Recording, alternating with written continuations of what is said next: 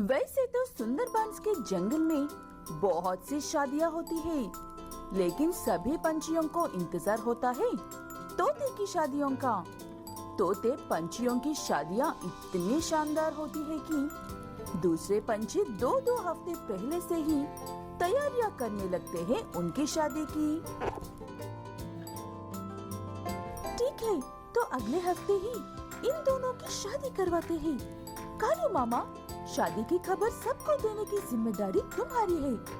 चिंता मत करो आप, शाम होने से पहले ये बात सारे जंगल में फैल जाएगी। मैं हूँ तो डर किस बात का। ऐसे कहते हुए कालू कौवा सारे जंगल में तोते की शादी की बात फैला देता है।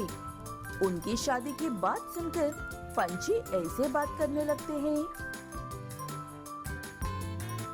तोते की शादी है, मुझे इस शादी में इतने सुंदर दिखना है कि मेरे सामने तो दुल्हन भी कम ही लगनी चाहिए। कुछ तो शर्म करो, 1 दर्जन बच्चे हैं हमारे। वैसे भी मैं भी अपने लिए एक 3-piece सूट खरीदने वाला हूँ।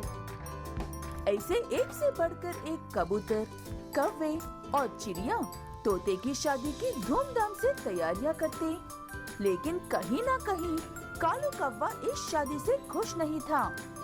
वो हर काम अच्छे से ही तो कर रहा था, लेकिन अकेले में ऐसा सोच भी रहा था। इनके शादी में ऐसा क्या होता है जो सभी जंगल के पंछी त्योहार से भी ज्यादा खुश होते हैं, और हम कौवों की शादी में ऐसा क्या होता है सभी पंछी मतम मनाने वाले चेहरा बनाकर बैठ जाते हैं। कौवे की ये सोच उसे कुछ गलत करने के लिए अंदर से मजबूर करने लगती है।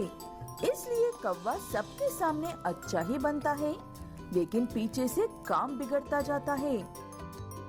मैंने यहीं पर तो रखा था हार, कहाँ चला गया यहाँ से? कालू मामा, क्या तुम्हें कहीं नजर आई वो हार? शादी के लिए बहुत जरूरी था। नहीं नहीं, तो मैंने नहीं देखा कोई हार। देखा होता तो आपको ही दे देता ना। तुम्हारी तबीयत तो ठीक है ना? मैं तो बस यूं ही पूछ रही थी। जाकर थोड़ा सा आराम कर लो, थक गए होंगे। ठीक है कहकर कालू कौवा पहले फुर्सत में वहाँ से उड़ जाता है और चुराया हुआ हार अपने घर में छुपा लेता है। लेकिन कालू इससे भी उतना खुश नहीं था। वो कुछ ऐसा करना चाहता था जिसे करने के बाद तोते के परिवार को बेइज्जती सहनी पड़े। ये काम करता हूँ, सारे खाने में मिर्च और नमक भर देता हूँ और पंडित को भी गायब कर देता हूँ। जब शादी वक्त पर नहीं होगी और खाना भी अच्छा नहीं होगा, तब मुझे सुकून मिलेगा। ऐसे कहते हुए कालू कौवा शादी के दिन तक इंतजार करके खाना अच्छे से तैयार होने के बाद चुपके से जाकर चावल में नमक और करी में मिर्ची मिलाकर पंडित के पास जाता है। अरे पंडित जी, इतनी जल्दी कहाँ जा रहे हो? शादी तो शाम की तय हुई है, आपको किसी ने बताया नहीं?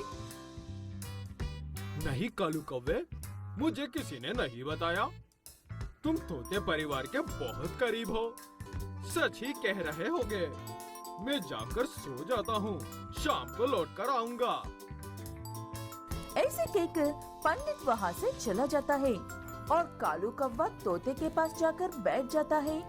वहाँ पर सभी लोग पंडित अब आएगा, जब आएगा कहकर इंतजार कर रहे थे। बहुत ज्यादा देर होने पर लगता है पंडित जी किसी काम में व्यस्त है और उन्हें आने में वक्त लगेगा। तब तक हम खाना ही खा लेते हैं।